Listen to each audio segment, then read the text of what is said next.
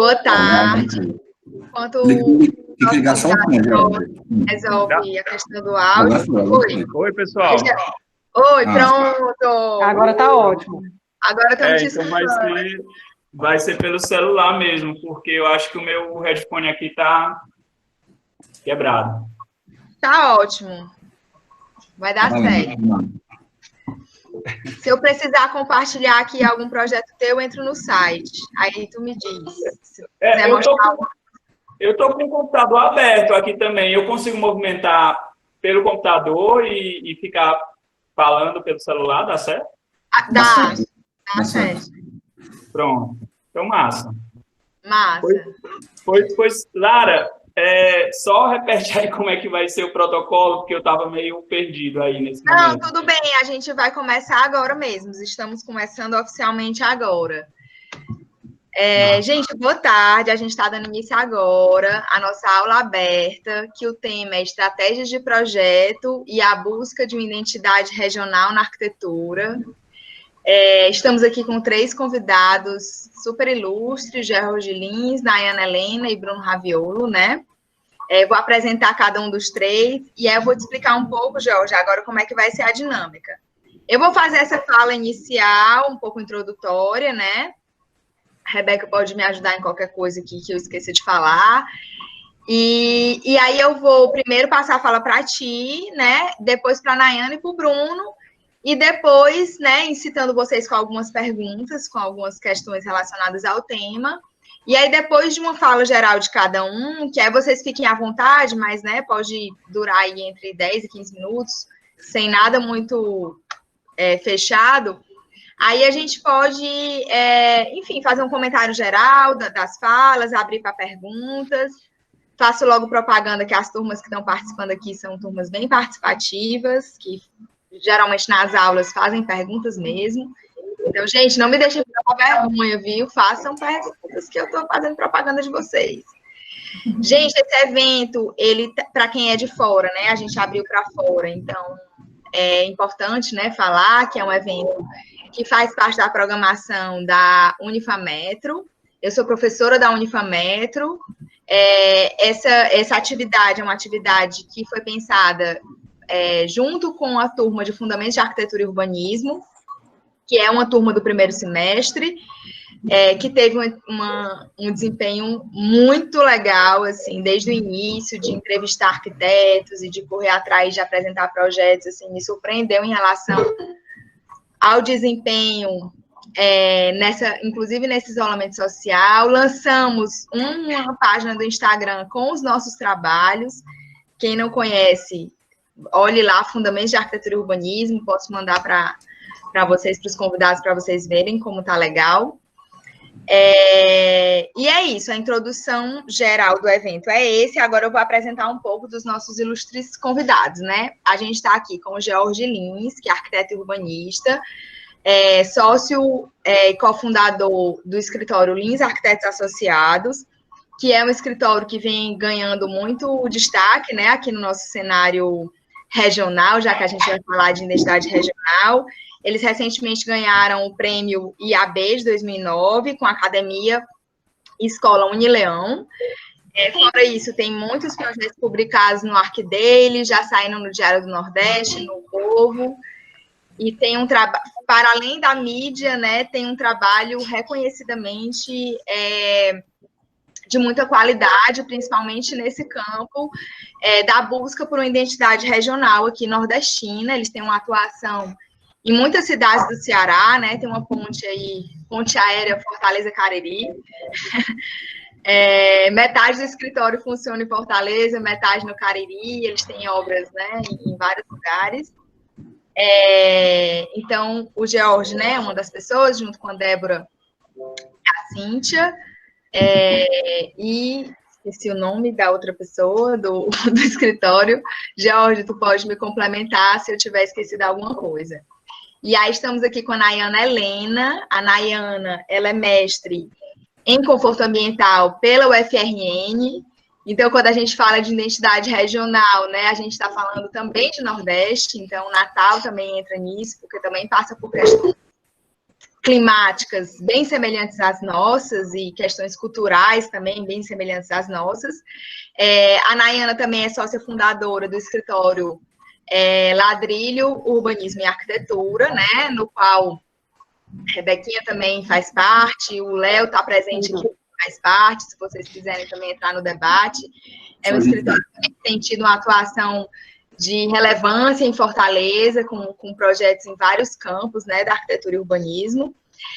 Temos aqui também o Bruno Raviolo, que é atualmente professor substituto da Universidade Federal do Ceará, que atua no campo de pesquisa relacionado a conforto ambiental, utilizando ferramentas computacionais para a realização de simulações de conforto. E esse arsenal, né, essas 3 pessoas foram pensadas para conversar aqui com a gente, entre a construção do conhecimento acadêmico e a atuação no mercado, né? Eu não falei, porque eu tinha tanta coisa para falar do George, mas ele também é especialista em tecnologia do ambiente construído, também tem, né, um pezinho na pesquisa, já foi professor também, já atuou como professor. Então, eu acho que a gente muitas vezes cria essa dicotomia, né, entre o conhecimento produzido na universidade e a atuação no mercado. E eu acho que esse grupo que está aqui hoje tem muito a nos ensinar sobre como a gente pesquisa e aprende para colocar em prática, para construir, para botar no mundo aqueles conhecimentos que são tão valiosos e que, enfim, pesquisa é pesquisa empírica e prática também, né? Pois, gente, acho que já falei o suficiente. Deixa eu te sugerir uma coisa, Larinha. Tira a tua tela que está apresentada. Ah, sim, claro. Porque aí a gente fica vendo todo mundo. Pronto. Ótimo, massa. No mais, perfeita introdução. Obrigada, Rebeca. Muito bom ter uma copilota. Copilota que é pilota, né? Porque é a coordenadora. Estou aqui pela primeira vez me aventurando em mediar uma live. Sou copilota hoje. Mas a Rebeca é PhD nesse tema, então ela está aqui me dando suporte. Gente, eu acho que agora eu passo a palavra para o George. George, qualquer coisa entre celular e computador, eu estou com o teu site aqui também aberto, qualquer coisa que quiser que eu compartilhe a tela, eu posso ser teu copiloto também. Pode ficar à vontade aí e falar. Tá bom. Eu vou tentar aqui, certo, Lara, fazer já que você disse que a gente tem essa breve apresentação, eu não estava bem preparado, mas eu acabei de pegar aqui uma apresentação que a gente tem, que eu acho que em 10 minutos dá para meio que fazer um panorama do escritório e só complementar essas questões que você falou. Vou tentar compartilhar aqui a minha tela, só para ver se vocês conseguem ver. Vocês conseguem ver aí? Tá carregando, George. Tá carregando. Sim. Apareceu já. Pronto. Pois ótimo. Pois, primeiro, boa tarde, pessoal. Queria agradecer muito o convite da Lara, né? Ela entendeu aí essa questão que eu estou passando agora nesse momento, que nasceu minha filha, estou com um bebezinho em casa, tenho outra filha pequena, então os horários estavam meio complicados, mas acabou que deu certo. Eu agradeço demais o convite, Lara, muito bom estar aqui com vocês, né, discutindo, conversando sobre arquitetura, sobre esse tema tão legal, né? Queria dar boa tarde a todas as pessoas que estão aí, a Nayana, o Bruno, né, e vão participar também, e todas as pessoas que estão aqui. Uma breve apresentação do escritório, para quem não conhece, entender mais ou menos quem somos nós, né, e o que a gente se propõe a fazer, né, para depois iniciar esse debate que eu acho que é o mais importante hoje, né. Vou apagar isso. Nós somos um escritório, digamos assim, familiar, porque o escritório é formado por mim, pela Débora, que é minha esposa, a minha irmã e o meu pai, né? Quem você tinha esquecido aí, Lara, era o meu pai. Eu acho que foi a partir dele que a gente... É a partir dele que eu acho que a gente descobriu a arquitetura, porque ele estava sempre levando a gente para o escritório, então a gente sempre ficava ali no pé da prancheta dele e descobrindo aquelas plantas, descobrindo aquele mundo. Então ele foi talvez a grande pessoa que nos estimulou talvez a fazer esse curso e que a gente fez. E eu me casei com a Débora depois e o escritório é formado por nós 4, né? Nós temos alguns estagiários, uns em Fortaleza e outros em Juazeiro. Aí está a Alice, a Armênia, a Carol, a Cris, o Samuel e a Thaís, certo? E a gente atua basicamente como um bom escritório de arquitetura e bons arquitetos de ofício mesmo. Nós somos bem generalistas. Então, nossa área de atuação é no setor residencial, comercial, fazemos projetos de paisagismo também, interiores. A gente tem trabalhado muito com institucional, que nós gostamos bastante é a parte educacional mesmo, e tivemos algumas experiências com urbanismo também, né? Algumas premissas do escritório primordialmente o conforto ambiental, a valorização da cultura local, né? Redução do custo de obra, isso é uma coisa que a gente tem pegado muito assim com os nossos clientes, né? Teoria e prática, como você bem falou, nós todos somos ou fomos professores, então a gente tem um pé na academia. Eu acho isso muito importante, porque a gente precisa da atuação prática, mas a gente precisa caminhar juntos sempre, né? O acompanhamento de todas as etapas do processo e tratar a vegetação nativa ou adaptada ao clima. Tivemos outras experiências, né, fora do campo da arquitetura propriamente dito, que são em mostras. Isso foi não sei se todos, a maioria dos estudantes são mais novos, mas isso foi uma intervenção que a gente fez lá no Festival Concreto, junto com outros artistas e arquitetos. Isso foi a arquibancada do Pôr do Sol, onde a gente imaginou um espaço propício lá no espigão da João Cordeiro para as pessoas visualizarem o pôr do sol. E mais recente, a gente também participou de um edital do Instituto Iracema, da Prefeitura de Fortaleza, onde a gente fez uma intervenção no mesmo pier da João Cordeiro também. É um local especial que a gente gosta muito, né? E a gente propôs um pier para banhistas. Então, isso está em fase de projeto e talvez até o final do ano seja implementado. Damos um curso, né, uma vez por ano, 2 vezes por ano, algo que eu saí da faculdade, a minha irmã também saiu, mas a faculdade ainda está dentro da gente. Então, a gente gosta muito de propor essas discussões, né, e de pensar o que seria essa arquitetura nordestina, né? Então, a gente está sempre numa busca constante. Esses cursos servem muito para a gente se aprofundar nessas discussões. Temos 2 sedes, uma em Juazeiro e outra em Fortaleza, né? Essa é a nossa sede de Juazeiro, e aí lá a gente fez uma coisa bem legal também, que foi o Espaço Macaúba, onde a gente faz algo parecido com esse que você está propondo aqui, Lara, só que presencial, em termos de pandemia, está parado lá, né? Porque não pode ter nada disso, mas lá a gente chama alguns escritórios e arquitetos e, enfim, pessoas para que a gente possa discutir acerca da arquitetura, urbanismo, arte e tudo isso. É uma pracinha que a gente criou no nosso escritório. Então, essa é a nossa área de atuação, que seria o clima semiárido da nossa região Nordeste, né? Dentro disso também existe o nosso bioma, que é a Caatinga, que é um bioma único brasileiro. Aqui é uma divisão política da nossa região Nordeste, né? Onde mostra o sertão, que é essa divisão política mesmo, o Ceará está praticamente todo incluído. E quando a gente pensa em sertão, né, a gente pensa em semiárido, só vem isso na nossa cabeça, né? Mas quem vivencia o sertão mesmo, quem mora nesse espaço, vê que esse espaço modifica completamente, né, uma metade do ano. Então, a questão da chuva é algo que muda a paisagem, muda o clima e muda toda a experiência do local, né? Então, a gente se pergunta como projetar no sertão. A gente pegou alguns itens que a gente gosta de explorar, e o primeiro não poderia ser o criar uma sombra, né? Algo tão tão natural e tão necessário nesse nosso clima de sol intenso, sol a pino, né, em que o sol está muito forte. Então, a gente começa sempre com essa questão de criar uma sombra.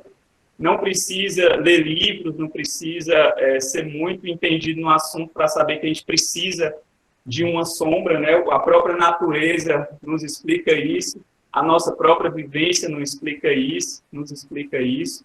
Então, a gente está sempre procurando uma frestinha de sombra, então isso é algo muito importante a se perseguir na arquitetura. A outra questão é utilizar uma vegetação adaptada, né? Uma vegetação que necessite menos água, né? Menos manutenção, uma vegetação que está aqui próxima da gente, não necessariamente é uma vegetação espinhosa, de cactos, que a gente encontra muito no sertão, mas a gente tem várias espécies que podem ser usadas em programas que tenham muitas pessoas e não ofereça risco nenhum a essas pessoas. Isso é um captar lá do nosso escritório. E aí refletir a cultura do lugar, algo que vem bem dentro do tema que você propôs para essa discussão, né? E a gente não pode nunca desassociar a arquitetura que a gente faz para o local que ela é feita. Eu acho que tem muito equívoco, sabe, que a gente tem vivenciado nesses últimos anos, de uma certa importação de arquitetura vindo de fora, e não é isso que a gente acredita, né? A gente acredita que a arquitetura, sim, deve refletir a nossa cultura. Para isso, a gente vai utilizar os materiais que estão ali à nossa disposição, vai utilizar o programa que a gente tem à nossa disposição e, principalmente, o que está tudo ao nosso redor, as cores, né, os elementos como a rede, a sala do Santos, tudo isso que reflete o nosso espaço.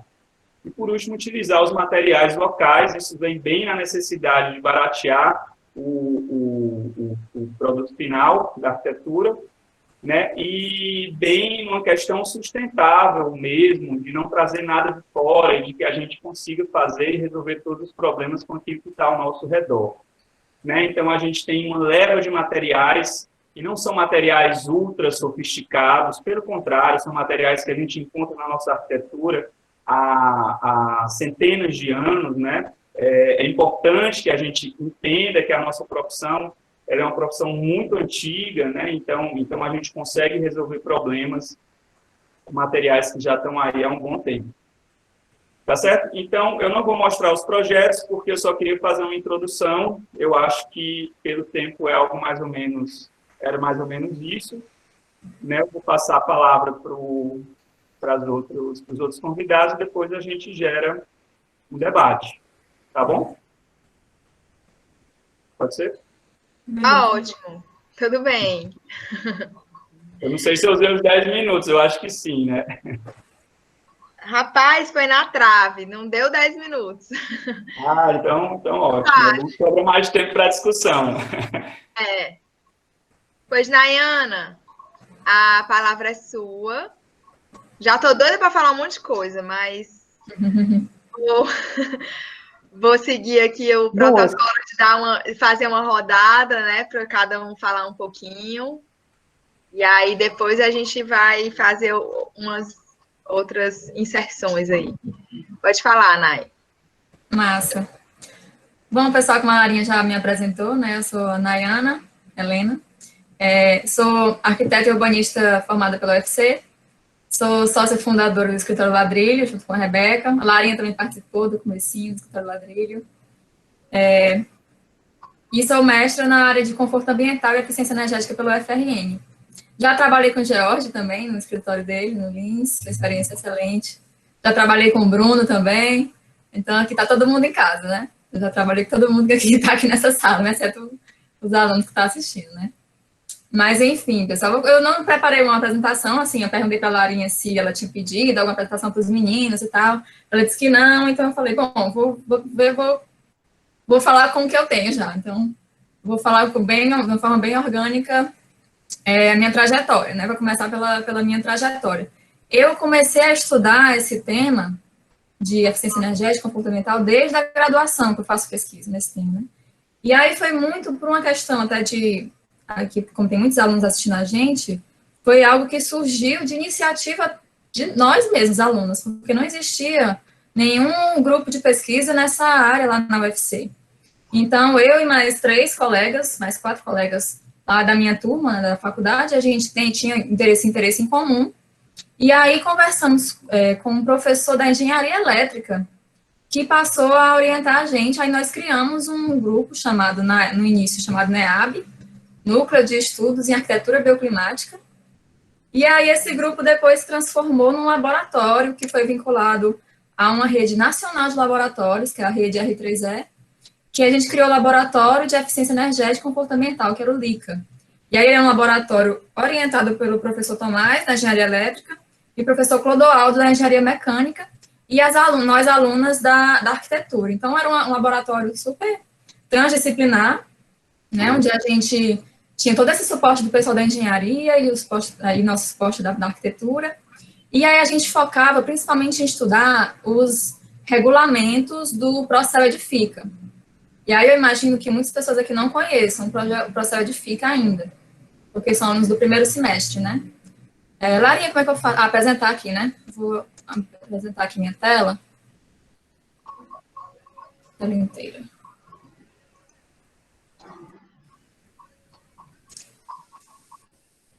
Aí, estão vendo minha tela? Tá carregando, Nai. Pronto. Agora, mas pronto. Pronto, só para mostrar aqui para vocês o site do Procel Edifica. O Procel Edifica, ele faz parte do Programa Brasileiro de Etiquetagem, e aí ele forma o PBE Edifica, que é o Programa Brasileiro de Etiquetagem de Edificações. E o que é que ele é? Ele é como se fosse ele é como aquele selo que a gente vê nos eletrodomésticos, que fala se é nível A até nível E de eficiência energética, né? Quer dizer, ar-condicionado, tem até em carros também, e ele é criado para as edificações, exatamente para avaliar o desempenho energético das edificações. E aí é um link também que eu posso fazer, que é muitas pessoas não fazem essa relação da arquitetura, de como a arquitetura interfere no consumo energético, né, do edifício, né? E aí eu vou até trazer aqui uma apresentação também que eu tenho, que ela traz uns dados aqui relevantes do Balanço Energético Nacional, que é esse aqui do bem. Que só o setor residencial, o comercial e o público de edifícios, eles somam mais de 50% do consumo energético do país todo. Ou seja, as nossas decisões de projeto de arquitetura, e aí, claro que esse consumo, ele tem, muito desse consumo acontece por causa para garantir conforto térmico e lumínico para os usuários, que aí com o uso de ar-condicionado e com o uso de energia, iluminação artificial. Então, se a gente fizer uma arquitetura adequada ao clima, né, com aproveitamento de iluminação natural, aproveitamento de ventilação natural, a gente reduz esse consumo energético, né, do edifício. E aí, qual é o problema do consumo energético, então, né? Que o consumo energético está diretamente relacionado com as alterações climáticas, né? Com a liberação de gases de efeito estufa, porque a maioria do consumo energético é de combustíveis fósseis no mundo, né? No Brasil, a gente já tem um cenário diferente, que a gente usa bastante hidrelétricas. Mas, e aí o que acontece? A gente vê que a maioria é comum a gente andar pela cidade e ver o mesmo tipo de arquitetura sendo produzida em cidades com climas totalmente diferentes. Aqui eu trouxe exemplos de um edifício em São Paulo, um edifício em Recife, um edifício em Manaus. E tem climas totalmente diferentes e usam esse mesmo tipo de arquitetura, que geralmente é edifício de escritório, usa esse painel de vidro, essa fachada de vidro, sem proteção solar, né? E aí isso afeta o quê? Vai aumentar a carga térmica interna no ambiente, vai aumentar o consumo com ar-condicionado. E muitas vezes, como a gente tem uma iluminação muito forte aqui no Nordeste, acaba gerando ofuscamento nos usuários e eles acabam fechando cortinas e tendo que ligar a iluminação artificial. Ou seja, decisões de projeto totalmente inadequadas ao nosso clima, né? E então, aqui só para falar que 80% do consumo energético do edifício ocorre durante a vida útil dele, né? Ou seja, se a gente pensar na etapa de projeto, quanto já nessas estratégias de eficiência energética, conforto ambiental, estratégias bioclimáticas, a gente vai reduzir esse consumo, né, ao longo da vida útil do edifício. E aí, tem quanto tempo, Larinha? Nai, Já foi? te confesso que eu não coloquei, ó, o teu tempo, mas fica tranquila, pode concluir a tua fala, a gente está, de acordo com o tempo que a gente começou, a gente está bem tranquilo, assim, pode falar, concluir o que você estava pensando, viu? Tá bom. Então, eu vou dar um exemplo aqui de um projeto que eu fiz, até com o Bruno, que foi de um edifício comercial, edifício de escritório, na verdade, né? Um edifício de escritório lá no PECEM, em que a gente fez várias estratégias bioclimáticas para reduzir o consumo energético dele. E eu fiz uma avaliação pós-ocupação nesse edifício, que foi o meu mestrado. O que é uma avaliação pós-ocupação? Inclusive, essa experiência é algo extremamente engrandecedor para qualquer profissional de arquitetura. Você fazer um projeto, o edifício ser construído, e você ir lá no local, depois que o edifício for construído, verificar se as suas decisões de projeto realmente funcionaram. Então, essa aqui é uma maquete eletrônica do projeto.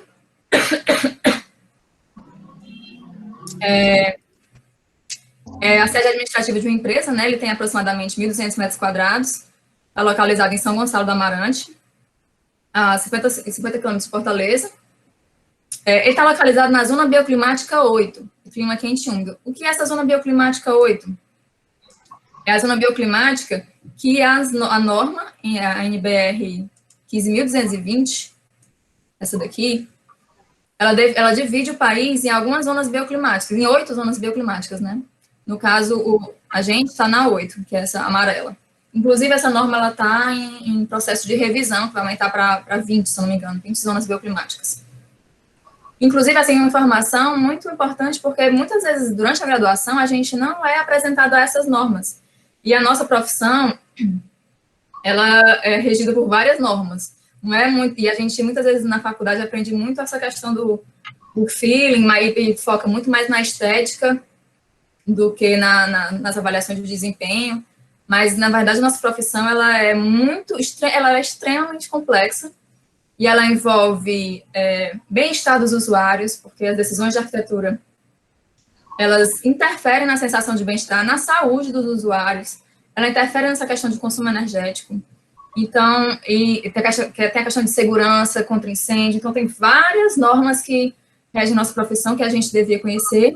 Muitas vezes a gente não é apresentado durante a graduação e deveríamos ser. Então, tem essa zona, a NBR 15.220, né, que fala das zonas bioclimáticas do Brasil, e que, inclusive, ela sugere estratégias, né, como você deve tratar a arquitetura, qual o tamanho das aberturas, né, a transmitância térmica dos materiais. Então, ela traz várias informações importantes para a gente, para nosso arcabouço de projeto, porque a gente projetar é tomar decisões, né, a gente está planejando um ambiente construído e a gente está tomando decisões o tempo todo. E para a gente tomar decisões, a gente precisa ter informações a respeito das coisas, não é só um aspecto estético que a gente vai colocar, eu vou colocar uma fachada de vidro porque eu acho bonito. Não é só isso, existe uma responsabilidade toda atrás dessas decisões, né? Essa fachada de vidro vai, como eu já disse, vai trazer desconforto térmico, desconforto lumínico, vai gerar aumento do consumo energético, enfim, vai trazer várias consequências. Então, essas decisões têm consequências, então a gente precisa se embasar, né? Ter essas decisões muito bem embasadas. E esse processo de avaliação pós-ocupação, ele é excelente exatamente para embasar essas decisões, para ver o que é que deu certo, o que é que deu errado nas soluções de projetos adotadas para embasar as decisões de futuros projetos. Inclusive, isso fica a dica para os professores e professoras, quando forem orientar TFGs, falarem para os alunos pesquisarem trabalhos de avaliação pós-ocupação feitos na tipologia. E tem muito trabalho feito em escolas, acho que tem hospitais também, enfim, tem vários programas onde foram feitos. Enfim, a gente fez esse projeto desse edifício de escritório, e a gente utilizou algumas estratégias bioclimáticas, utilizou simulações, a gente fez simulação de ventilação natural, que isso definiu a nossa decisão de projeto com relação à planta baixa do edifício. A implantação do edifício foi voltada para aproveitar a ventilação natural, que vem aqui predominantemente do sudeste, na nossa região. As fachadas são permeáveis para aproveitar essa ventilação. A gente climatizou apenas as salas realmente necessárias para funcionamento do edifício, e tinha outras áreas de permanência prolongada também, que são as áreas de descompressão, que funcionam apenas com ventilação natural. E aí a gente fez estratégias de sombreamento, né, das fachadas com brises e cobogós. E aí esses brises e cobogós, eles tinham tamanhos diferentes ao longo dessa fachada, pelo fato da fachada ser curva e o sol incide de forma diferente nessa fachada, ou seja, foi feita toda uma simulação para poder ver o tamanho, o espaçamento desses elementos de sombreamento. Teve ático ventilado, que tem uma coberta. Os ambientes climatizados, eles não encostam diretamente na coberta, né? A ventilação cruza, que leva o ar quente para fora do edifício. A gente fez simulações de aproveitamento de iluminação natural, também indireta. E aí o Bruno vai poder falar muito melhor nessa parte do que eu, da parte de simulações. Ele também fez parte dessas simulações no edifício, né? Desse projeto. Então, a gente colocou uns elementos internos que a gente chamou de anteparos reflexivos, que eles funcionam como se fossem prateleiras de luz, que ficam na fachada, geralmente, mas nesse caso a gente colocou no interior do edifício, que é esse corte esquemático aqui mostra. A gente colocou iluminação zenital, fechada com vidro, para não entrar água da chuva, né, claro. E aí colocou esses anteparos reflexivos, que era para aproveitar a iluminação natural indireta. Enfim, a gente fez várias estratégias bioclimáticas e aí eu fui verificar em loco se realmente funcionou. E aí, uma das coisas que eu fiz foi comparar a temperatura interna do edifício com a temperatura externa, durante o período do verão e o período do inverno. E a gente vê que a temperatura interna, que é essa azulzinha aqui, ela ficou bem mais baixa do que a temperatura externa, que é essa tracejada preta. Ó, no verão, a gente conseguiu 3 graus, em média 3,3 graus a menos internamente do que externamente, ou seja, lá fora estava 3 graus mais quente do que dentro, né? E no verão a gente chegou até a 4 graus, lá fora estando mais quente, 4 graus do que dentro, né? Ou seja, a gente conseguiu esse amortecimento térmico, né, que o edifício proporcionou. E eu avaliei também com relação ao modelo adaptativo, isso aqui tem relação com conforto térmico, é um tipo de avaliação de conforto térmico dos usuários, onde a gente avalia a temperatura interna com relação aos critérios que esse modelo define, né? E aí, todas as horas, esse tracejado aqui é a ampliação dessa taxa de conforto térmico devido à velocidade do ar, devido à ação da ventilação natural. E essas bolinhas pretas, essas coisinhas pretas, são a temperatura interna dentro do edifício, nas áreas ventiladas naturalmente, não é área de ar-condicionado. Isso aqui são só as áreas ventiladas naturalmente. Então, todas elas ficaram dentro da zona de conforto, que é essa faixa azulzinha, e que nos períodos mais quentes isso foi possível por causa da ventilação natural, que a gente conseguiu realmente aproveitar no edifício, né? E aí... Nayana... Naquela hora tu perguntou, eu não estava medindo, mas agora eu comecei a medir e já está assim, daquela hora até agora já está perto de 10 minutos. Então, tu pode concluir tua fala, mas tenta, enfim. Já vou finalizar, né? Vou finalizar. Pronto, aí com relação à temperatura, a gente viu que deu tudo, a gente conseguiu, todas as estratégias foram bem sucedidas. Com relação à iluminação natural, a gente fez medições internas de iluminância, a gente avaliou a quantidade de lux que chega dentro do ambiente. E aí aconteceu uma coisa muito interessante nesse projeto, porque foi o seguinte, algumas das nossas decisões de projeto foram alteradas durante a obra. Por exemplo, os cobogós. Eles não foram colocados com 3 dimensões diferentes, foram colocados só com uma dimensão, que foi a maior. E isso fez com que mesmo tendo esse elemento de proteção solar, entrasse radiação solar direta nessa parte aqui do edifício. E isso gerou desconforto lumínico e até térmico também para os usuários. E aí, qual é o aprendizado disso? Que não adianta só a gente colocar proteção solar, colocar um cobogó e achar que vai estar protegendo o sol. Esse elemento ele tem que ser dimensionado bem direitinho, de acordo com a iluminação natural que tem no local, para poder proteger realmente, né, esse espaço. A gente vê muitas vezes as pessoas colocando, colocar cobogó na fachada, colocar brises, mas não fez o cálculo, isso não significa que a arquitetura vai ser adequada para o clima, né? E aí, só para concluir, a maior parte dos usuários, mais de 80% dos usuários estavam satisfeitos com as condições térmicas e lumínicas do edifício. Né, para concluir aqui, voltar para vocês. Mas, assim, fica aqui as minhas várias sugestões de coisas para estudar. Ah, sim, inclusive, só para finalizar mesmo, fica a dica aqui desse site chamado Projete, que é uma iniciativa do Laboratório de Eficiência Energética de Santa Catarina, com o Ministério do Meio Ambiente, foi alguns anos atrás, que ele traz dados de climas de várias cidades do Brasil, sugestões de estratégias bioclimáticas, sugestões de materiais de construção, equipamentos, enfim, várias dicas aqui de informações importantes para auxiliar nas decisões de projeto. É isso. E eu esqueci de agradecer, Larga, obrigada demais pelo convite. Eu que agradeço, Nay. Muito bom ter você aqui com a gente.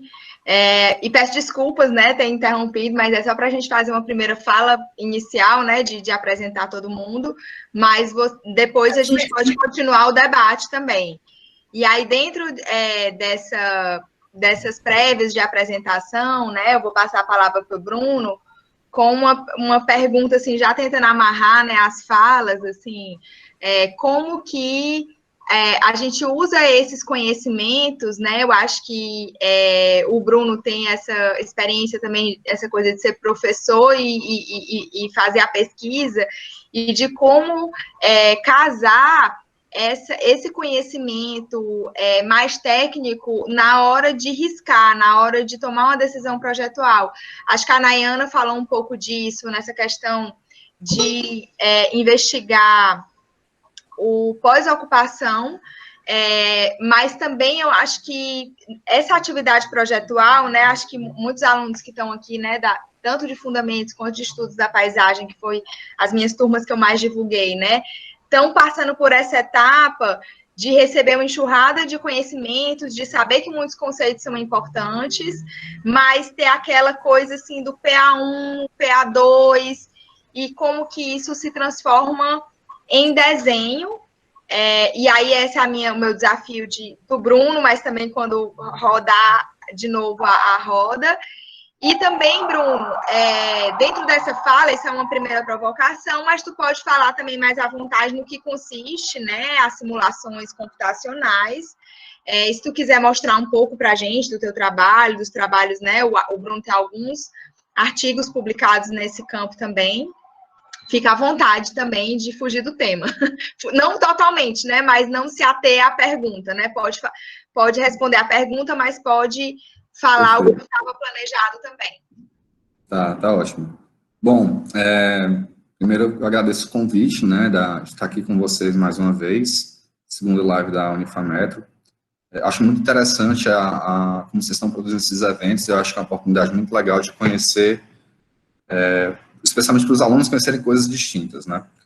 Além do que a mesa também é altamente qualificada.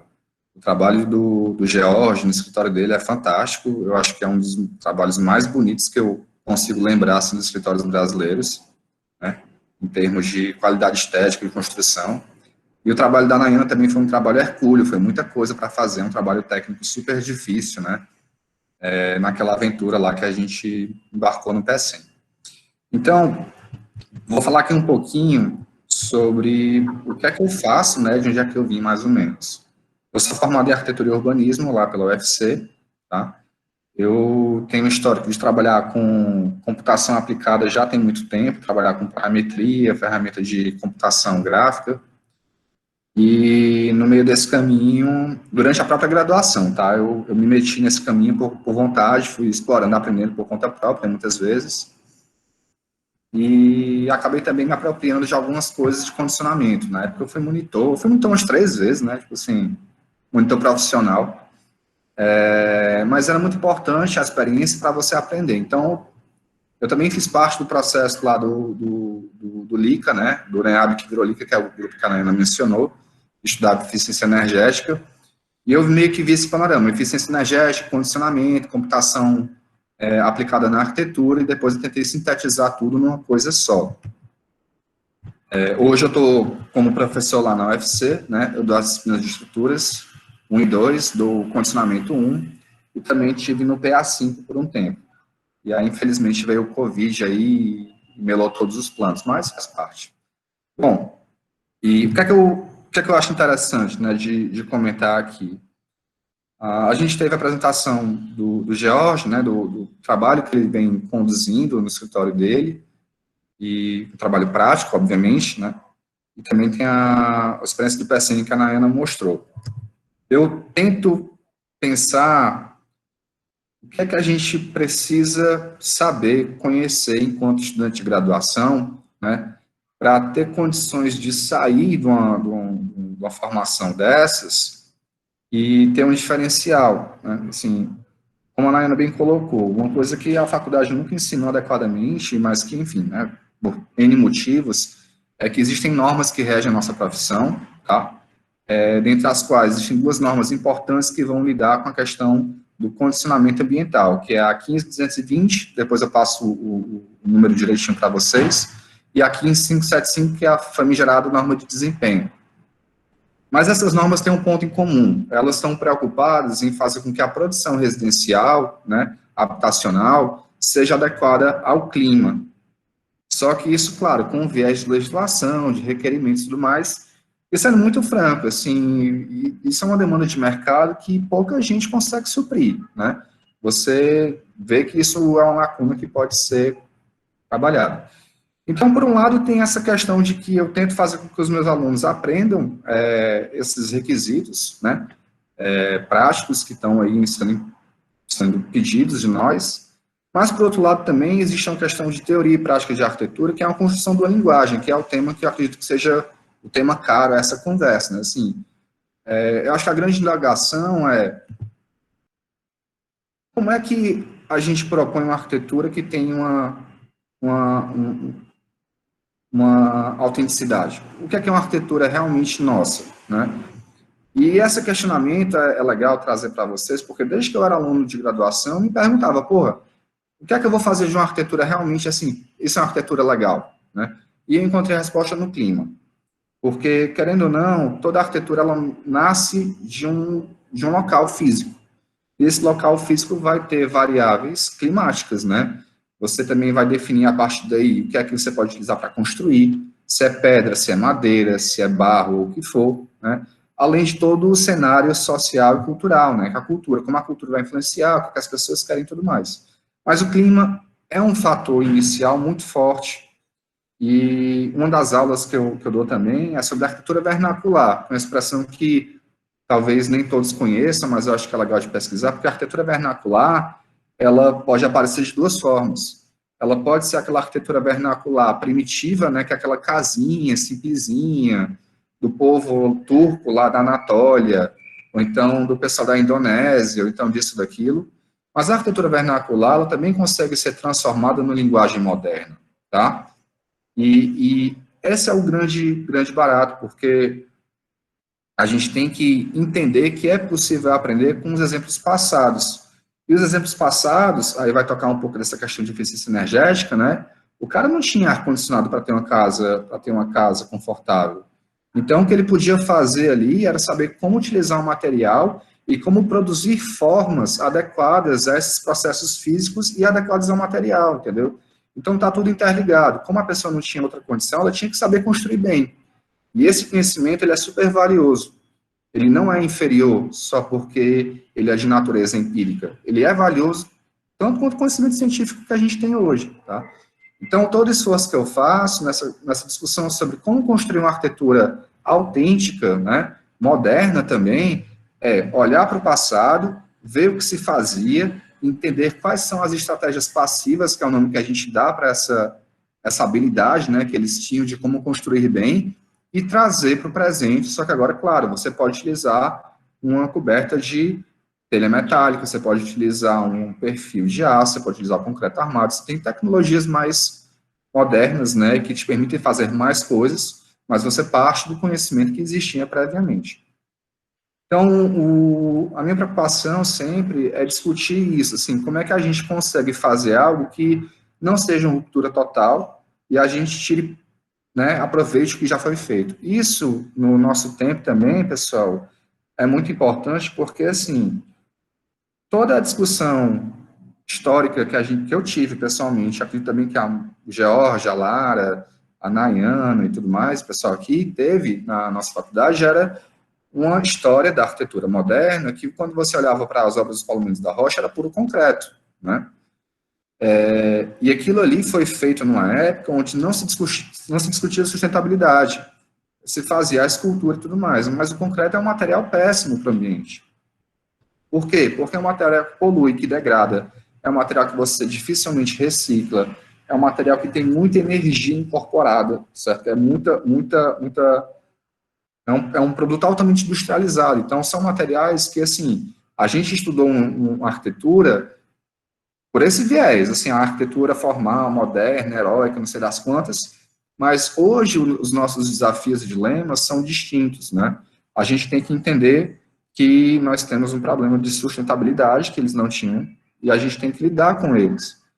Por isso que um pouco do que é importante também esclarecer em termos de conceito é que a gente tem uma arquitetura sustentável, que é essa arquitetura que está preocupada com o ambiente, com os materiais, com aquilo que você pode extrair sem estragar, sem degradar, né? Existe uma arquitetura que trabalha o condicionamento ambiental, ou seja, uma arquitetura que está preocupada em ter formas e materiais para que seja mais confortável. E existe também uma arquitetura eficiente energeticamente, uma arquitetura que vai consumir menos energia porque ela se integra mais ao meio ambiente. Essas três coisas não são sinônimos, mas se tocam, tá? Isso é importante também deixar claro. Agora, quando você tem uma obra que segue esse ethos, né, contemporâneo da sustentabilidade, uma coisa que está alinhada com essa preocupação que eu vejo na obra dos Lins, né, você tem uma obra que tira partido dos elementos construtivos tradicionais para ter condicionamento ambiental adequado, certo? É uma obra que, por estar trabalhando materiais locais, numa escala local, ela é mais sustentável por conta disso. E, em último grau, uma arquitetura correta nesse aspecto, né, de condicionamento, ela vai também ser mais eficiente energeticamente. E aí você fala, beleza, tudo bem, isso aqui é uma discussão o quê? De arquitetura. É uma discussão de arquitetura, mas a gente consegue chegar no mercado com ela, tá? E como é que a gente chega no mercado? Como é que a gente consegue afetar isso aí? Por um lado, a gente tem uma discussão aqui teórica, que é linguagem de arquitetura, né? Como você trabalha esses materiais para construir uma coisa diferente. E, por outro lado, quando você vai vender um projeto, você pode falar a seguinte coisa, olha, eu consigo fazer um projeto que ele é mais confortável, que ele não vai te custar mais por conta disso, e que você vai obter economia no uso do ar-condicionado. Isso é, de certa forma, um argumento interessante para quem está preocupado em comprar um projeto arquitetônico, tá? E aí vem todo um grande trabalho, que eu não vou me delongar aqui nessa pequena fala, mas que a gente consegue quantificar o benefício financeiro, né, o tempo de payback, uma série de outras coisas aí, para voltar para a gente tentar vender nosso projeto. E com esse argumento, eu vou falar um pouco dessa questão de simulação, que é assim, a simulação computacional, ela encanta, né, ela é muito legal, é muito bonito, você vê as peças gráficas produzidas, sem dúvidas, eu acho que eu me encantei, eu comecei a mexer com isso porque eu me encantei com as peças, eu queria fazer aquilo porque eu achava bonito, interessante, por curiosidade, e na medida que eu fui conhecendo cada vez mais, assim, o que fica claro é que a gente tem que entender que é uma ferramenta. Uma ferramenta você usa na hora certa, da maneira correta, né? O processo de projeto, ele, mesmo um processo de projeto com muitas simulações integradas, como foi esse do PE100, ele precisa ter um momento de ponderação sobre quais são as estratégias projetuais que cabem e não cabem. Isso é conhecimento, isso não é uma ferramenta que vai te falar. Isso é leitura, é repertório, é maturidade, entendeu? É isso que você tem que ter como base para decidir todas as coisas de projeto, e isso aí te constrói uma intuição, certo? E que depois ela vai ser confirmada e quantificada pelas ferramentas de computação. Então, assim, A simulação, ela é um meio, ela não é o fim. A gente usa ela para quantificar o lux, para quantificar a temperatura do ar, a temperatura radiante, ou o parâmetro técnico que for, tá? Pensando sempre que não é só importante saber, como se não transformar isso em argumento de persuasão. Você fala, olha, eu consigo transformar aqui teu produto, teu edifício numa coisa mais eficiente, por meio de tal parâmetro, tal parâmetro, tal parâmetro. Então, o conhecimento técnico, ele é ferramenta fundamental para que vocês consigam fazer algo fora do usual, né? São os meus embates, assim, que a gente às vezes tem lá no ambiente acadêmico, que eu acho que quando você está na academia, você tem que experimentar, você tem que ousar, você tem que investigar, tem que explorar, né? Eu acho que o conhecimento técnico é essa ferramenta, ele te permite fazer isso. E não só, vou pintar a parede de branco, a parede do point, não vou abrir janela para o point. Por quê? Porque essa é a solução mais fácil, cara. Isso aí é tudo que todo mundo fala, não abre janela para o point, e esse pessoal faz, né? Não abre janela para o point, pinta de branco. Mas se você quiser fazer algo além, você precisa conhecer o que é que está acontecendo, você precisa saber, tá? Então, eu entendo que, assim, esse conhecimento técnico ele é muito importante para a gente poder fazer algo melhor e algo diferente e ter mais versatilidade, ter mais potência em projeto. E aí, uma informaçãozinha que eu acho que é um preconceito que a gente tem, né? Todo mundo fala, numa casa, né? Não coloca... A parede point é sempre a pior. Sim, realmente é a pior. Se você abrir uma janela e só entrar, ela é ruim, mas seria ruim de qualquer forma. Mas numa casa, por exemplo, a área onde entra mais energia, mais calor, não é a parede point, é a coberta. E aí você vê que, às vezes, falta solução de coberta para evitar ter desconforto nas casas, tá? Eu acho que é isso. Eu vou tentar deixar aqui fechadinho dentro dessa caixinha para a gente poder discutir outras coisas. Lara, antes de tu falar alguma coisa, eu posso só fazer uma provocação também?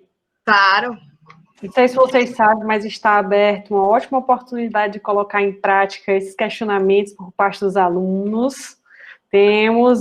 Está correndo o cronograma do primeiro concurso de ideias para estudantes do Unifametro, né? Aproveitei porque todo mundo tocou nesse assunto e em todos tanto o George como a Nayana, como o Bruno, quando falava, eu ficava assim, tem tudo a ver com a propaganda do nosso concurso, gente. E outra ótima propaganda também não sei se vocês sabem, não sei se está aparecendo já a minha tela, aqui, ó, tá vendo a tela? Então, tá. Pronto, aqui é o nosso primeiro concurso de ideias, foi lançado no dia 25, tá? As inscrições estão abertas até o início de julho. E também eu gostaria de mostrar para vocês, não sei se apareceu. Apareceu. Cíntia, pronto. Cíntia Lins, sócia do Lins Arquitetos Associados e irmã do George, faz parte do nosso corpo de jurados. Olha como... Ela está assistindo, viu, Rebeca? Olha aí, Cíntia, abre o microfone. Olha como as coisas estão amarradinhas aqui. Gente, usa essa oportunidade. Olha aí a Cíntia. Tomei um susto quando vi minha foto aí na tela. O que é que eu tô fazendo aqui, né? As pessoas famosas são assim, quando elas menos esperam. Exatamente. E aí eu só queria fechar esse anúnciozinho, falando também que o Bruno Perdigão é um outro arquiteto, professor, que está na banca de jurados, e a Paula Zajnikoff, que é do Arquitetos Associados, uma arquiteta a nível nacional, que tem um escritório em Belo Horizonte, também ganhou diversos prêmios, etc. E aí eu só queria jogar essa provocação para alunos que estão querendo colocar em prática conhecimentos desse tipo. Temos essa oportunidade do concurso. É isso. Gente, já que abriu para a sessão propagandas, informes, eu queria fazer a propaganda que amanhã a gente tem outra live, certo? Outra aula aberta, live, que vai ser 7 horas, porque vai ser no mesmo horário da aula convencional.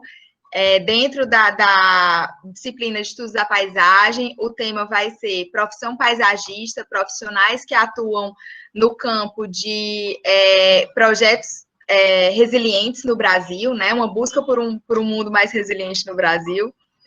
E aí, amanhã, nossa live, não percam todos que estão aqui, né? Já podem se organizar aí para estar presente. Na semana que vem, ainda vai ser confirmado, mas tudo indica que vai rolar também na sexta-feira que vem, dia 19, uma live sobre design de mobiliário e design de interiores, né? Pessoas que estão construindo trajetórias criativas nesses campos. Com Renata, do Rama, e Serginho, que trabalha com design de mobiliário sustentável. Enfim. Agora vamos aos comentários. Gente, é até difícil, eu anotei aqui muitas coisas que me suscitaram ao longo da apresentação de vocês. Acho que o Jorge ficou tímido, porque eu estava tô doida aqui, já vou compartilhar alguns projetos, porque a gente vê muito aplicado na prática esses conceitos. Eu acho que essa fala geral de vocês, contextualizando com o momento que a gente está vivendo, né, que é um momento, obviamente que eu fico com muito medo de parecer que esse tema só é importante por conta desse momento. Eu acho que esse tema sempre foi importante, mas esse momento que a gente está vivendo de pandemia coloca isso à luz, né? Acho que essa pandemia está trazendo várias questões para a gente olhar com mais cuidado. E eu acho que essa questão do conforto térmico, né? A gente tem uma cultura muito do ar-condicionado, de achar por que a gente está porque a gente está no Nordeste, a gente precisa necessariamente ter salas de escritório com ar-condicionados, muitas residências só têm conforto através do ar-condicionado, e isso são soluções preguiçosas, né? E nesse momento, cada vez está muito evidente a necessidade da gente buscar um conforto passivo, e aí o Bruno até usou essa palavra passivo, como a gente está com alunos de diferentes semestres, né, explicando o que quer dizer passivo. Se eu errar a descrição, pode me corrigir, viu, Bruno e Nayana, mas o conforto utilizando a energia é utilizando o ar-condicionado, ou seja, você bota uma máquina para resfriar o ambiente. Mas o conforto passivo é quando você utiliza as propriedades do meio ambiente, utiliza a energia que já flui no ambiente, ou seja, o vento que já existe, enfim, espécies vegetais que podem trazer conforto. É uma forma de você não ter um gasto de energia e conseguir o conforto. E muitas vezes você consegue um conforto até mais eficiente. Lembrando que, assim, não necessariamente é uma coisa ou outra, né? Você pode ter uma sala com ar-condicionado, com estratégias bioclimáticas, de formas que aquele ar-condicionado vai precisar gastar muito menos energia e você vai ter um conforto muito maior, né? Vai ser muito mais qualidade, porque a gente sabe que no nosso clima tem hora no dia que não adianta botar no mais potente ar-condicionado, mesmo assim continua quente. Então, essas estratégias passivas têm a ver com isso. E aí, sobre história, me veio muito à cabeça essa questão da história da arquitetura e urbanismo, que houve um momento, né, eu não vou fazer toda a retomada histórica, mas na época ali do modernismo, né, pós-revolução industrial, que surgiu na arquitetura uma ideia muito forte, que era o estilo internacional, que era uma ideia de que para o mundo todo a gente ia ter uma reprodutibilidade da arquitetura, ou seja, a gente ia ter a mesma arquitetura, as mesmas soluções para todas as cidades do mundo, né? Quem encabeçou essa ideia, né? Um dos grandes pensadores foi o Walter Gropius, que eu tenho uma grande admiração, porque ele foi um gênio ao tempo dele, mas que hoje em dia a gente questiona muito esse pensamento, o que a gente está discutindo aqui, que é a arquitetura vinculada ao clima, à cultura local, ao local onde ela está inserida, é exatamente assim, né, o oposto do estilo internacional, que é aquela coisa que vai ser igual em toda cidade do mundo. É um comentário a fazer. E é um embate não só técnico, mas ele é histórico e simbólico também, nesse sentido. E os prédios que a Nayana mostrou, né, na apresentação dela, as fachadas de vidro, tem muito a ver com isso, né? Essas fachadas de vidro tiveram ascensão nesse período histórico, né? E aí, eu peço licença, eu vou compartilhar aqui um pouquinho. Eu peço licença, Jorge, eu posso? Tu me autoriza? Claro, com certeza. É só porque, assim, eu acho muito interessante, até porque a gente está... Peraí, deixa eu ver se eu cliquei no canto certo. Não sei se eu cliquei no canto certo.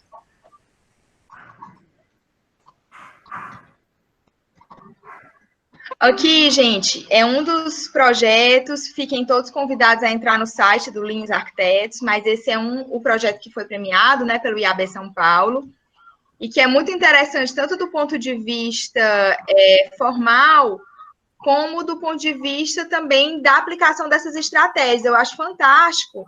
Isso aqui, ó, é uma coisa que é quase uma marca registrada, né, do Lins Arquitetos Associados, a utilização dessas membranas, né? Você, em vez de expor a fachada de vidro diretamente ao meio ambiente, você cria quase que uma área de transição, uma membrana, com a utilização de elementos vazados, né? Que pode ser cobogó, pode ser o tijolo desencontrado, e uma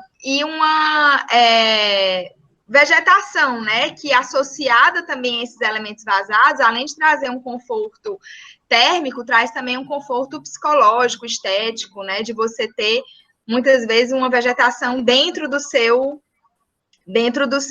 ambiente interno, e aí o efeito, né, do ambiente interno. Nessa disciplina de fundamentos, a gente discutiu muito esse embate, né, alimentado por um texto do Bruno Zev, que fala de que a arquitetura não é só o externo, é também o vazio onde acontece a vida, esse vazio que a gente cria dentro dos edifícios. Que mais importante que a parede que a gente desenha na planta baixa é o espaço vazio que está dentro, né, da arquitetura, que é o espaço de vida humana. E aí é muito interessante também essa ilustração aqui, né, do projeto de vocês, com licença, George, que mostra essa questão a importância da ventilação cruzada. Eu estou achando importante mostrar isso, gente, até peço desculpa se eu estiver sendo invasiva, porque, assim, para as nossas turmas, né, de alunos, às vezes é muito bom a gente mostrar a imagem, né? O debate que eu queria colocar aqui para vocês, até uma pergunta para vocês três, né, porque, assim, uma das coisas que eu escuto muito é que antes da gente colocar essas estratégias em prática, a gente tem que fazer o cálculo, a gente tem que saber exatamente o que a gente está projetando. E eu fico eu vou expor aqui para vocês que eu tenho certa dúvida em relação a isso, que eu imagino, assim, que as pesquisas são super importantes, vão ter esses profissionais como vocês, que são excelentes, né, Bruno e Nayana, que atuam no campo de projeto e de pesquisa, e que estão produzindo conhecimentos, mas tem uma gama de profissionais que vai se alimentar dessa pesquisa, que vai ler, que vai se apropriar desse conhecimento, e que não precisa ter medo, e aí eu estou falando assim, no PA1 você pode não saber ainda usar o programa computacional para calcular, ou não saber ainda exatamente, mas já é importante você se munindo desses princípios, né? Como a utilização do cobogó, essas áreas de transição, até essas estratégias mais básicas, né? De entender a diferença da fachada poente para nascente. Eu acho que a gente vai começando a podendo aplicar e se sentindo, para também não ficar naquela coisa, só vou aplicar depois de fazer 1000 cálculos.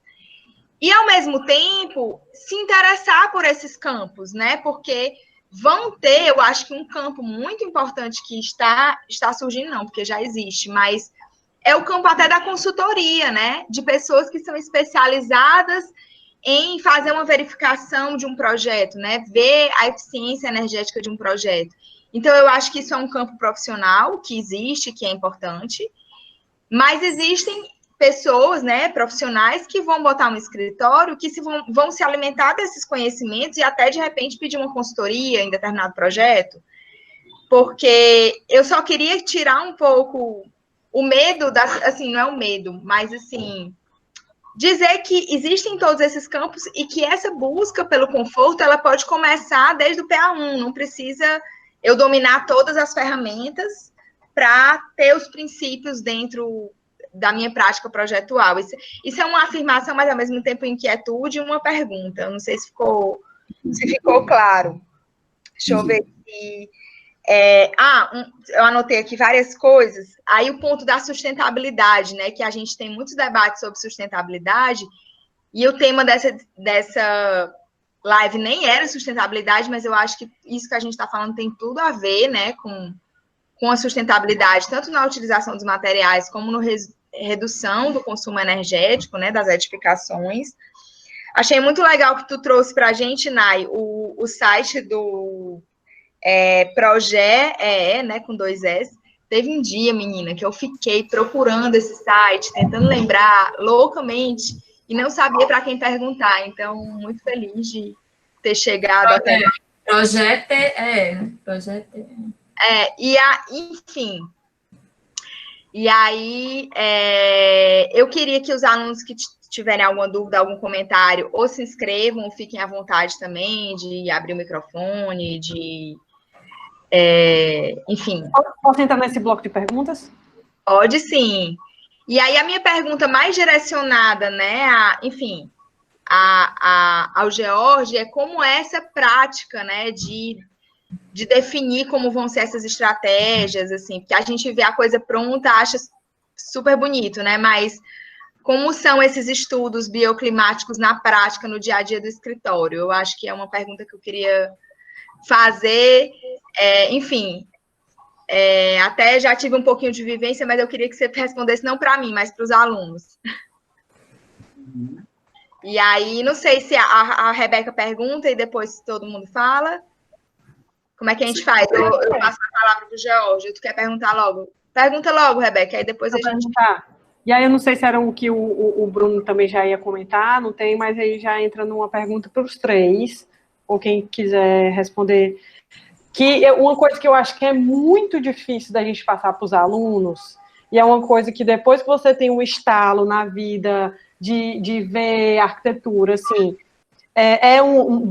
tem um salto de qualidade do que a gente projeta, é quando a gente percebe que o detalhe arquitetônico faz parte do todo, né? Então, por exemplo, a Lara mostrou o projeto do Lins Arquitetos Associados e a membrana era feita do Cobogó, né? E a gente tem a arquitetura feita pelo Solano Benítez também, que é um paraguaio que está sendo, né, sempre foi muito premiado nesses últimos anos, que é a mesma coisa, pega um tijolo e faz dele laje, faz dele parede, faz dele não sei o quê.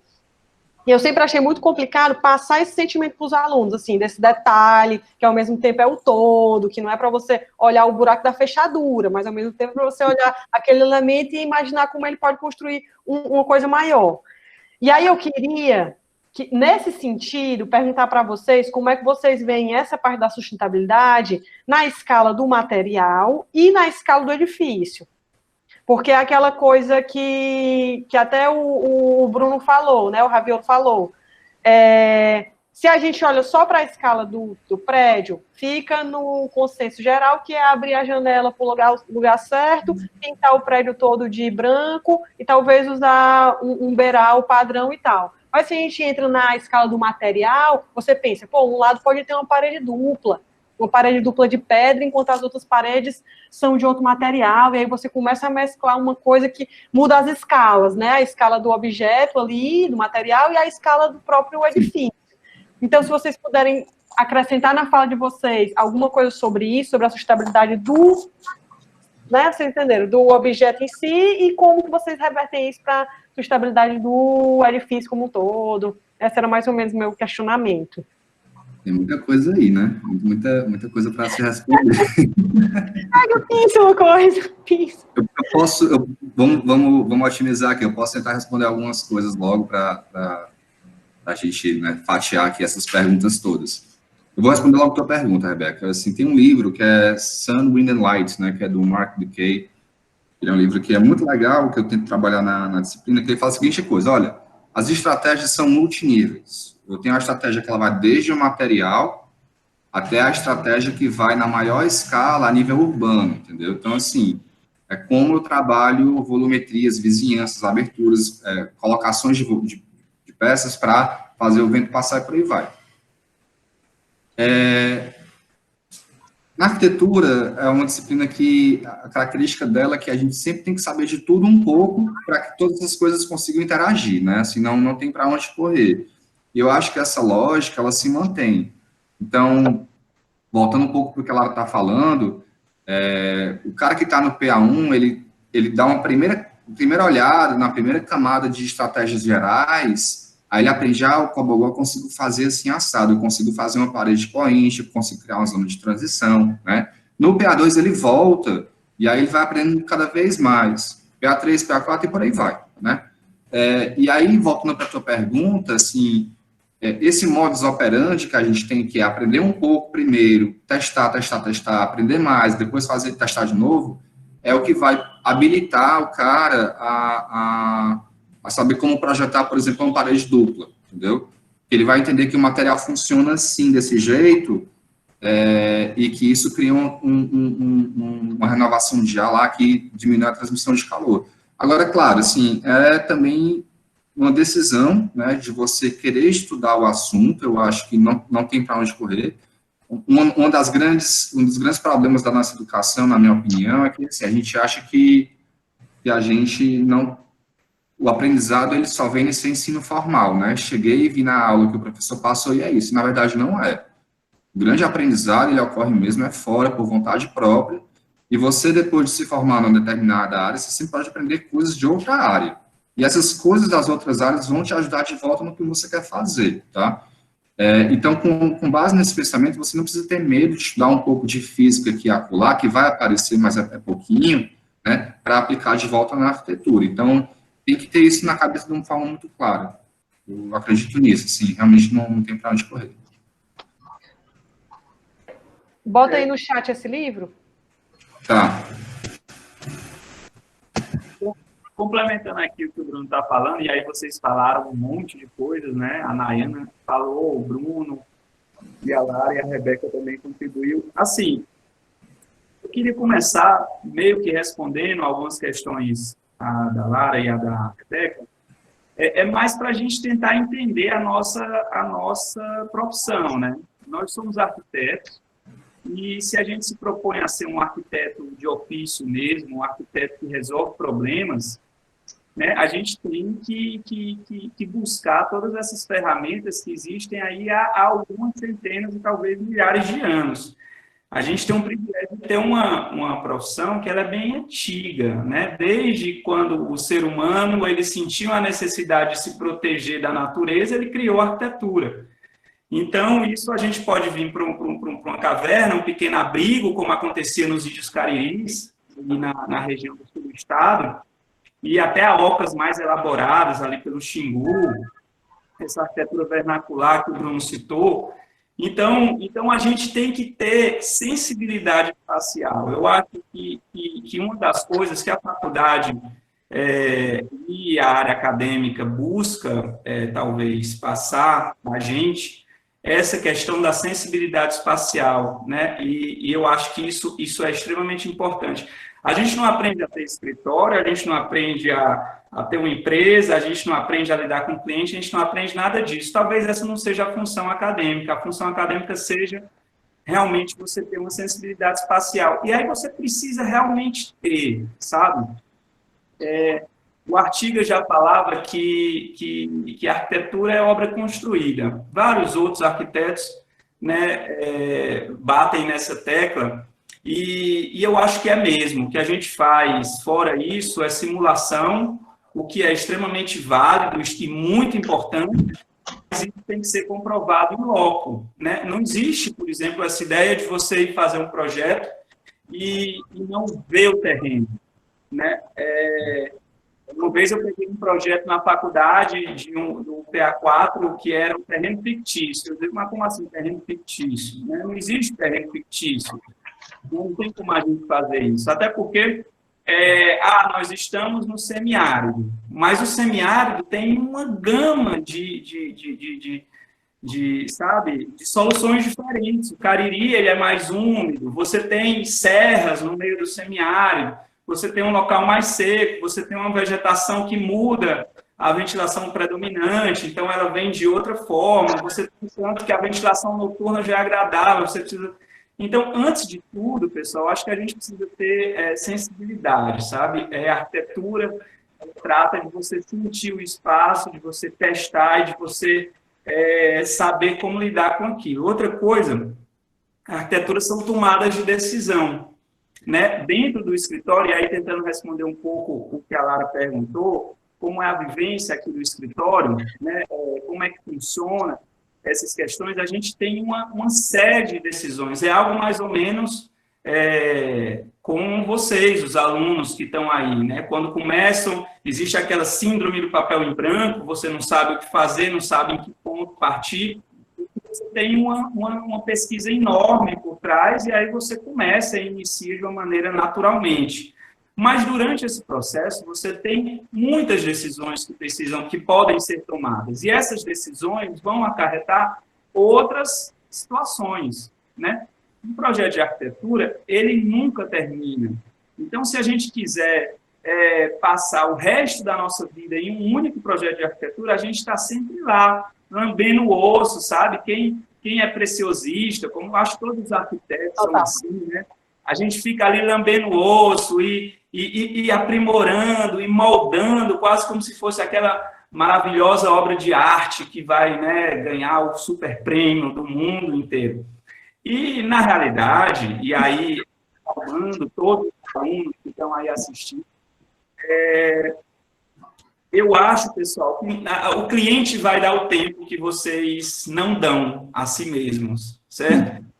Quando a gente sai de 6 meses, 4 meses, digamos assim, de projeto na faculdade, vocês vão talvez para 2, né? Ou para 3. Então, infelizmente, esse mercado de arquitetura e essa cultura do não planejamento que a gente vive aqui no Brasil, né? Em que as pessoas, eu vou fazer uma obra, chama primeiro o construtor. E depois que ele chama o construtor, né, ele fala, eu quero começar amanhã. Aí o construtor, não, mas você precisa de um projeto. A gente precisa de um projeto, então vamos chamar um arquiteto. Chama um arquiteto e diz, isso é para ontem. Você precisa resolver esse projeto para ontem, né? Gatilho aqui, tá vindo muito gatilho nessa resposta. É o cliente que vai lhe dar esse tempo. E ainda bem que existe essa figura chamada cliente que nos pressiona, porque senão a gente estava lá, né, o ano inteiro moldando e fazendo aquilo da maneira mais primorosa e linda possível. Outra coisa que a gente precisa se atentar pelo fato que a gente está sempre numa busca, né? Eu não acredito em respostas prontas e respostas, né, 100% corretas. Nem a ciência acredita nisso, né? A gente vive de teorias, hoje são teorias mais aceitas que a gente está vivenciando. Então, acho que a gente tem que ir sempre dentro dessa linha, né, do que é mais aceito e do que se preza na atualidade que a gente vive hoje. Então, partindo dessa busca, né, e aí dentro da descrição do nosso escritório clínico, a questão do experimentalismo muito forte, e a gente faz um experimentalismo, é bom que se diga que um escritório que queira fazer arquitetura, ele tem que experimentar, né? Não existe isso de você vir com a mesma solução para todas as coisas, até porque, a não ser que você faça no mesmo local, na mesma situação, com os mesmos condicionantes e o mesmo programa. Então, quando isso não existe, de fato não existe na prática, você precisa buscar, você precisa experimentar, sempre dentro da responsabilidade que a profissão exige, né? Sempre dentro de todas as normas que nos afetam, como bem citou os meninos aí, né? E a gente tem que sempre estar dentro disso tudo. Mas o fato é que os projetos aqui no escritório, eles não têm essa minúcia esse detalhamento final de simulação que os meninos mostraram. Eu acho maravilhoso quando a Nayana mostra todas aquelas plantas, né? Que o Bruno também, eu acompanho ele faz isso muito bem, e todas as simulações são muito, muito importantes que se faça. Eu acho que no meio acadêmico é que deve ser feito mesmo, e na prática, quando se tem, sempre tem que fazer, né? O que acontece aqui no escritório? A gente, às vezes, até tem uma certa vergonha de falar que nem BIM a gente trabalha ainda, né? Mas depois eu recorro ao meu pai e eu vejo que ele está lá na prancheta, projetando também muito bem, aí eu me acalmo mais um pouco, fico mais tranquilo, porque eu disse, nossa, eu estou me sentindo ele com os mais novos hoje, né? Então, as simulações que a gente faz aqui são muito baseadas, né, no SketchUp mesmo, em que a gente consegue simular a questão do sol muito facilmente, a gente traça cortes, vê como é que a gente quer essa entrada de luz, tem algumas soluções, como a Lara falou, que é a questão das 3 camadas, isso é uma coisa recorrente no nosso projeto, porque a gente vê que funciona, como a gente tem muita luz, a gente tenta filtrar essa luz do sertão, né? Essa luz muito forte, essa luz que vem de cima. Então, o jardim interno não é por outra coisa, é para proteger também ali de uma chuva ou de outra coisa e para trazer umidade para dentro do ambiente, né? São locais muito secos, a vegetação dentro, ela cria isso. E dentro a gente tem uma nova barreira, que pode possibilitar ou não, por exemplo, um uso de condicionamento artificial, como um ar-condicionado ou outra coisa do tipo.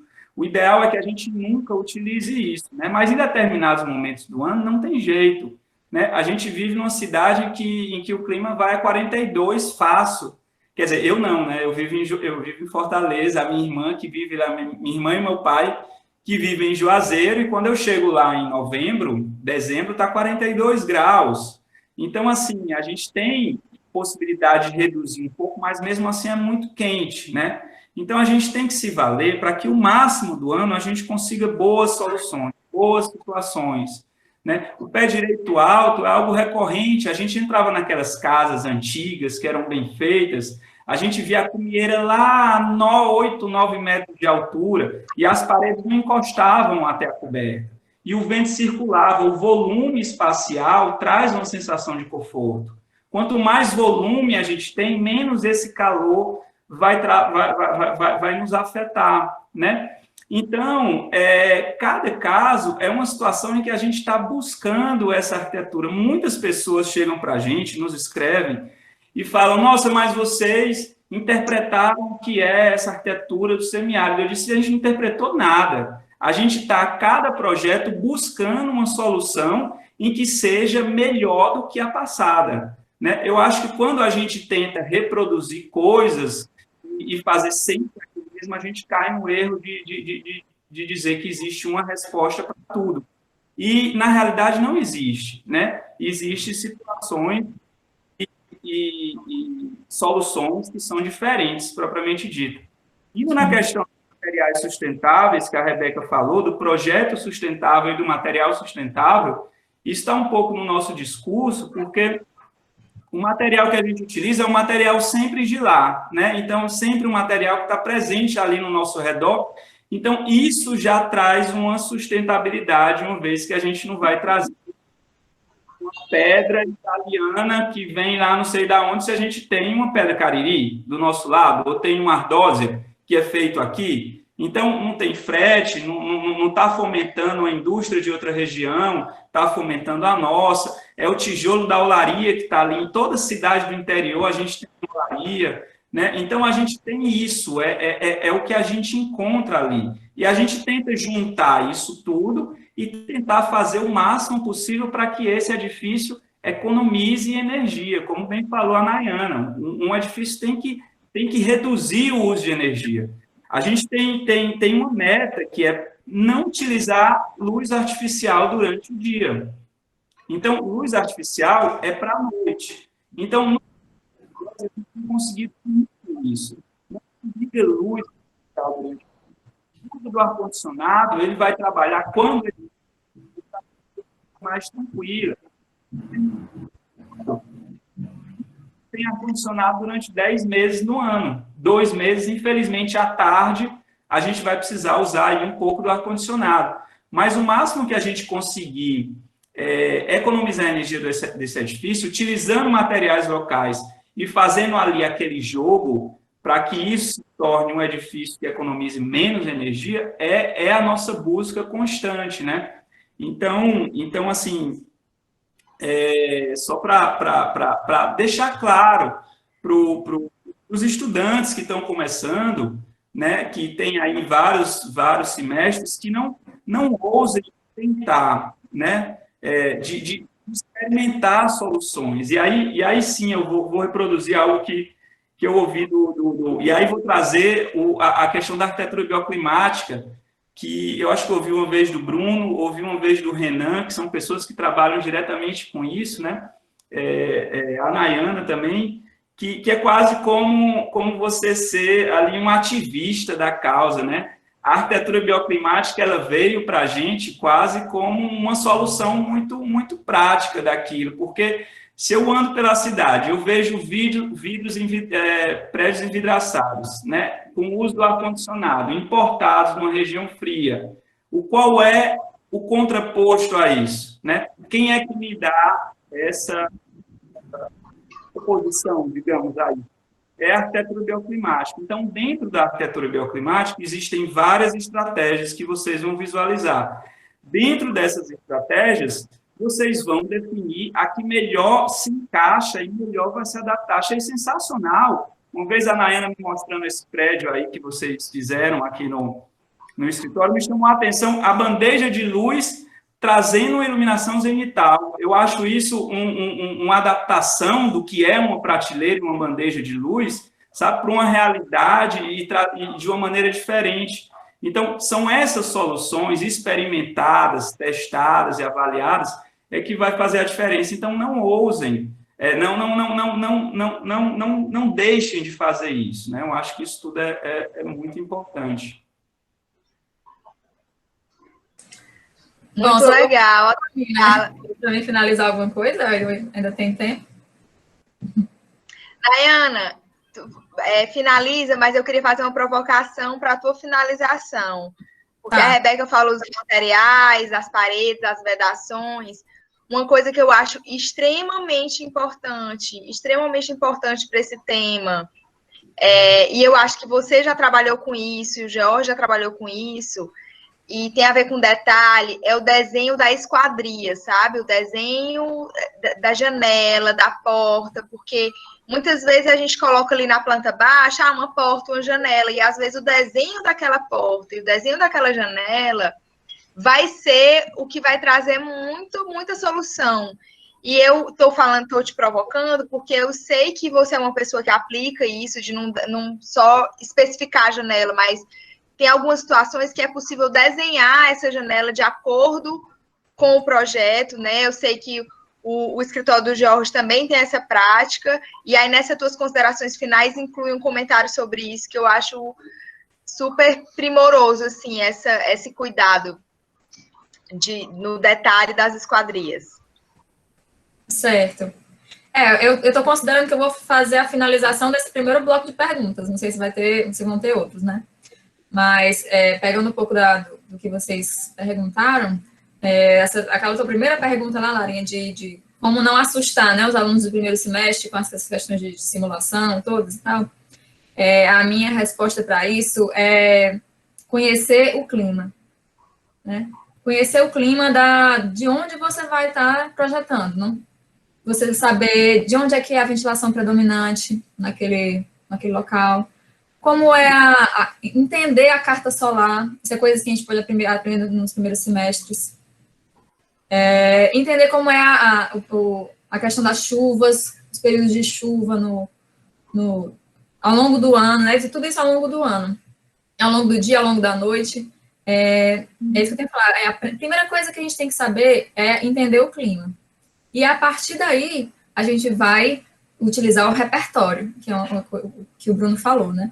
Ter um repertório de conhecimento, de soluções, das características físicas, inclusive, que são coisas que a gente precisa saber também, que são coisas que a gente aprende na época do colégio, termodinâmica, né? Aquelas questões de física, coisas que a gente aprende no colégio e que a gente coloca em prática na profissão de arquitetura de fato, porque a gente tem que entender como é a resistência térmica dos materiais para poder escolher o melhor material para colocar na cobertura, o melhor material para colocar nas paredes. Então, a gente entendendo o clima e tendo esse repertório, e aí esse repertório a gente pode obter nesse site do Projeto que eu indiquei, nos regulamentos do Procel Edifica, eles indicam, eles têm todo um catálogo de materiais com as transmitâncias térmicas de cada composição deles. Então, a partir disso, a gente consegue ter esse repertório para nossas decisões de projeto, né?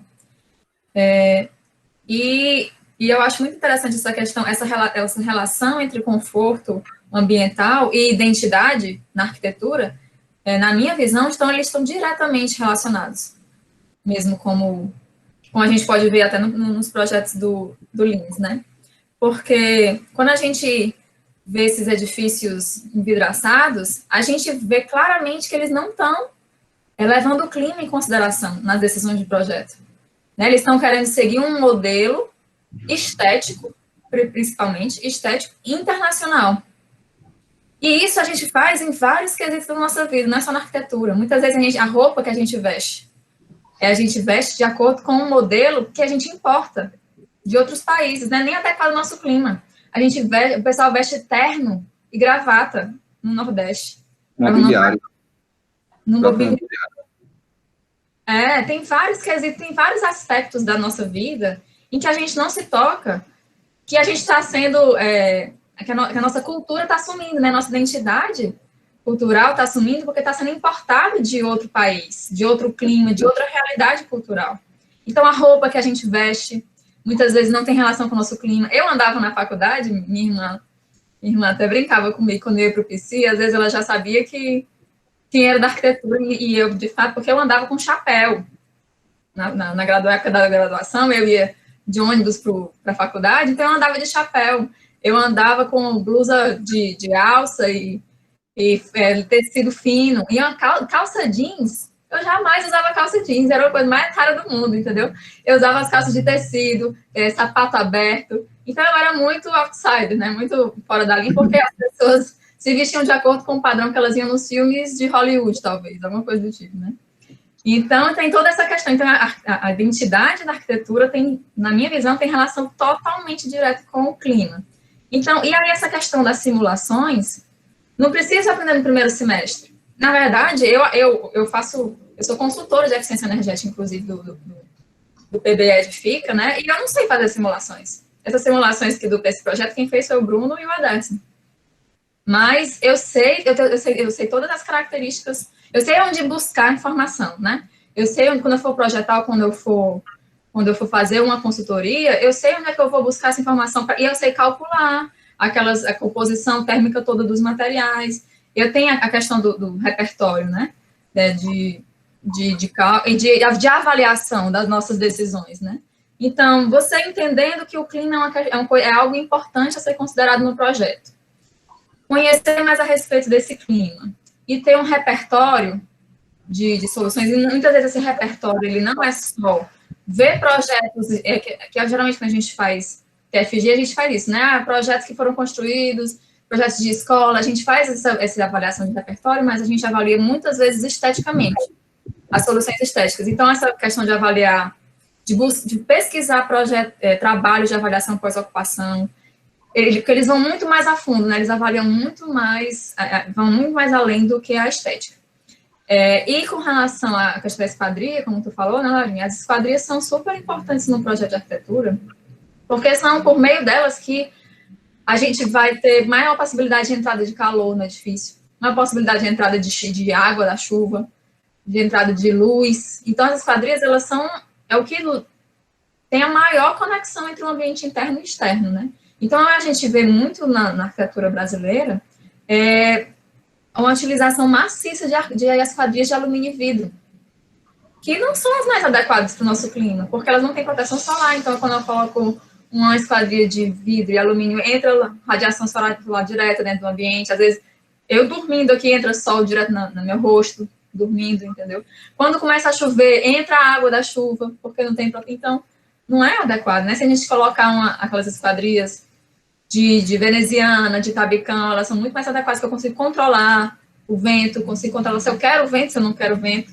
Então, tem todas essas questões, né? Então, é isso, minha gente. Eu acho que me alonguei aqui. Vamos às próximas rodadas, se tiver. Gente, a Nay perguntando se vai ter uma próxima rodada. A vontade é de ter, né? Da gente ficar aqui conversando, porque tem pano para manga e acho que o grupo que está aqui hoje é um grupo muito bom. Mas, assim, a gente já passou até um pouquinho do tempo do que a gente tinha previsto. Então, eu acho que a gente precisa começar a encaminhar. Os alunos ficaram inibidos, né? Também a gente ficou falando muito. Se alguém quiser, algum aluno quiser fazer alguma colocação, né? Eu não queria vetar, né? Queria dizer que vocês podem se colocar, mas a gente já está se encaminhando para o fim, né?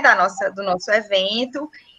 E eu queria, alunos, se quiser, sejam metidos, mas eu vou começar o movimento de agradecimentos e de informes finais. Eu queria agradecer imensamente, imensamente a presença de todos, inclusive de todos os alunos que estão aqui, né? Que não falaram, mas que estão assistindo, que estão participando de alguma forma. Queria agradecer imensamente ao George, que está com uma bebezinha em casa, e mesmo assim veio, nos prestigiou e nos alimentou com suas falas, né? Acho que foi muito inspirador as falas e aquelas primeiras imagens da cultura cearense e de cada reflexão que tinha em cada imagem. Foi muito legal a gente começar com isso, foi muito bom. Queria agradecer imensamente ao Bruno também, que fez uma fala super legal, conectando, né? Ele foi o terceiro a falar, parece que ele puxou as pontas da Nayana e do George e fez uma fala super legal. A Nayana, que trouxe muito conhecimento aqui para a gente, né? Apresentou a pesquisa dela de uma forma maravilhosa e trouxe esse gancho de aonde a gente pode procurar informação, como a gente criar esse repertório. Isso é muito importante, né? É muito importante. Eu queria não assustar os alunos, mas saber que eles têm onde buscar, né? E também dizer que a cada semestre, não é nem a cada semestre, quando você se forma, continua. A cada projeto a gente aprende um pouco mais, né? E, enfim, agradecer a Rebeca também por estar aqui comigo. Acho que eu vou passar a palavra para ela dar a palavra final, mas eu queria reforçar aqui que amanhã às 7 horas a gente tem uma live com a Viviane Furtado e o Vinícius Almeida, que são arquitetos paisagistas que trabalham com projetos resilientes, e eles vão falar um pouco da trajetória profissional deles e nos campos de atuação deles. Na sexta-feira que vem, dia 19, também às 19 horas, a gente vai ter uma live sobre design de mobiliário, design de interiores, com a Renata Moura, do escritório Rama, e com o Sérgio Ampudia, que trabalha com design de mobiliário sustentável. E aí, coloquem aí na agenda que a gente vai se encontrar mais ainda, viu? E daqui até lá eu vou perturbar vocês. É isso, Rebeca. Gente, agradecer, parabenizar a professora Lara pela iniciativa e por ter movimentado toda essa mesa de peso para participar. Eu queria pontuar a presença de pessoas, estudantes do interior do estado, de outros estados, de outras instituições. A ideia realmente essa, integrar o cenário de arquitetura para a gente estar discutindo amplamente, independente de instituição ou de cidade, as questões, principalmente relacionadas à contemporaneidade, né? A questão da identidade regional, é super contemporâneo e latente essa discussão, do condicionamento ambiental, que está sendo pautado mais ainda por causa da questão do Covid. A Lara Aguiar, queria só pontuar também que a Lara Aguiar, que é de Sobral, fez uma pergunta, George, ela pediu dicas de como trabalhar com cobogó e esquadrias de fachada, porque ela está tendo esse desafio no TCC dela, ela está fazendo um TCC, então ela fez essa pergunta aqui no chat, e olha que interessante, né, essa mistura de perguntas, desde alunos que estão no primeiro semestre até gente que está no TCC. Então, eu acho que essa mistura é o ganho que a gente tem em cada uma desses webinários, dessas lives, e dessa participação massiva que todos têm.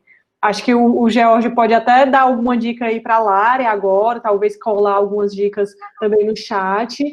E, no mais, agradecer, sinta-se à vontade, inclusive, Lara, se quiser, de parar a gravação, e se vocês quiserem continuar, quem puder, algum outro tema, não vejo problema. Eu vou ter que dar uma saidinha, mas tu pode parar a gravação e continuar algum assunto paralelo que vocês queiram tratar. Acho que é isso, gente. Boa noite e, mais uma vez, agradecer a participação de todo mundo. Boa noite, Rebeca. E assim, a gente está encaminhando para o fim, mas quem quiser falar alguma coisa ainda, acho que eu vou passar a palavra para o George para ele fazer essa última fala dessa pergunta. Mas, enfim, se a Nayana quiser fazer um fechamento, se o Bruno quiser, se algum aluno quiser ligar o microfone e falar alguma coisa, ninguém está reprimindo ninguém, não, né? Acho que até 6 horas a gente pode ficar aqui com a gravação ligada, com a live funcionando, se for o caso, mas vamos encaminhando para a conclusão, para a gente, enfim. Jorge, se quiser falar rapidamente sobre essa pergunta, se quiser, enfim. Oi. Pronto. Primeiro eu queria agradecer, foi ótimo. A gente passa, né? Quando eu imagino que a gente vai continuar conversando, acaba, né?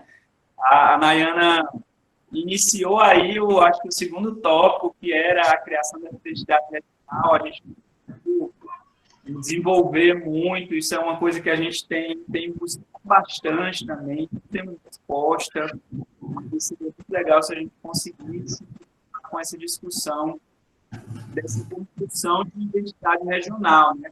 É algo muito, assim,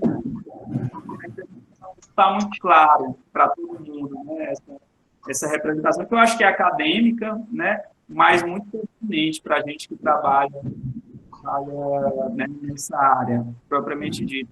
E a pergunta da Lari, estou vendo aqui no chat, queria só um dica de como trabalhar com o Bobó, esse quadrinho, ele deu que na dúvida, assim, Bobós e esquadrilhas é uma coisa junto, ou só Cobogó, e depois tem esquadrilha, um projeto que vocês duas estavam aplicando, que é o projeto lá de Cor, teve que construir esquadrias num grande plano de Cobogó, mas ali foi uma né? Então a gente tal que a gente acaba dando jogo de esquadrias mais contemporâneas de Cobogó. Eu confesso que eu não entendi bem o que ela estava querendo saber. Está acabando aqui o tempo, se ela quiser depois vir no nosso Instagram ou mandar um e-mail explicando melhor qual a dúvida dela, a gente responde sem problema. Eu tenho um comentário para, assim, discutir os problemas técnicos aqui, fui resolver um encomenda lá embaixo, mas eu acabei de ver aqui a pergunta da Lari.